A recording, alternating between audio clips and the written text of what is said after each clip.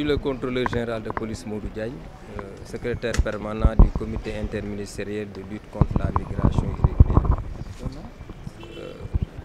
Aujourd'hui, nous avons procédé avec le gouverneur de région et le préfet du département de Dakar à l'installation des comités régionaux et départementaux de lutte contre la migration irrégulière. Le CILMI a été mis en place en 2024 par un décret pour coordonner l'ensemble des activités, des actions des ministères et structures qui sont compétents dans la lutte contre l'immigration irrégulière, la gestion des frontières et la mise en œuvre de la migration légale et circulaire. Et le CILMI est composé de membres qui sont permanents et de membres non permanents. Les membres non permanents constituent l'ensemble des représentants des ministres qui sont dans la structure et qui sont une vingtaine, mais aussi des représentants des forces de défense et de sécurité, des organisations de la société civile, du secteur privé, des partenaires techniques et financiers, mais aussi des acteurs qui sont dans la communauté de base. Et tous ces acteurs constituent les points focaux qui travaillent avec nous dans le comité. Mais aussi, à côté de cela, il y a des membres qui sont permanents et qui travaillent au sein du secrétariat permanent. Donc le CILMI a cette mission que j'ai résumée tout à l'heure. Et dans le même décret, il a été mis en place des comités régionaux et départementaux. Et ces comités régionaux et départementaux sont des démembrements du comité interministériel de lutte contre la migration irrégulière. Et ils sont chargés d'appliquer les directives qui ont été adoptées au niveau du conseil interministériel, du comité interministériel de lutte contre la migration irrégulière.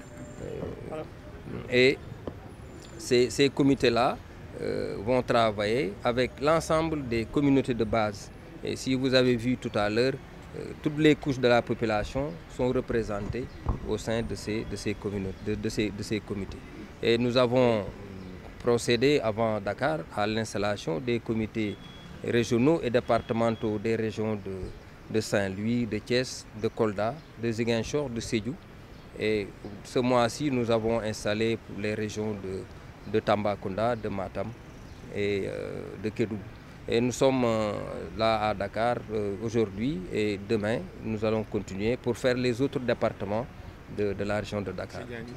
En fait, le CILMI a mis en place une stratégie nationale de lutte contre la migration irrégulière. Parce que la stratégie, quand même, décline la vision que l'État du Sénégal quand même a pour lutter contre la migration irrégulière. Et l'objectif, c'est cette migration irrégulière à l'horizon 2035.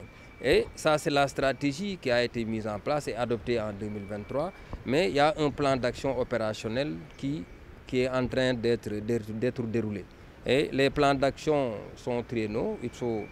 Tous les 3 ans, il y a un nouveau plan d'action qui est mis en place. Et la stratégie nationale est articulée autour de 5 axes. Le premier, c'est la prévention, la communication. Et comme vous le savez,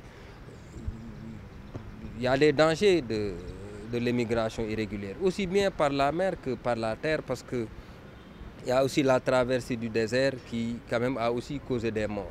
C'est vrai qu'au cours des dernières années, 2023-2024, on a enregistré beaucoup de pertes en vies humaines dans les océans pour les jeunes et les femmes qui ont tenté de rallier l'Espagne par la mer. Je vais d'abord terminer pour expliquer un peu les axes, parce que c'est important quand même qu'on puisse expliquer un peu la stratégie nationale, autour de quoi ça retourne. Parce que cette stratégie a été adoptée, il y a eu 5 axes majeurs qui ont été déclinés. Je disais la prévention, c'est important parce qu'il va falloir déconstruire une image qui a été donnée à nos jeunes, comme quoi l'Europe est l'Eldorado, et que quand vous y partez, voilà, donc tous vos problèmes sont réglés, vous avez de l'argent, vous revenez, vous construisez.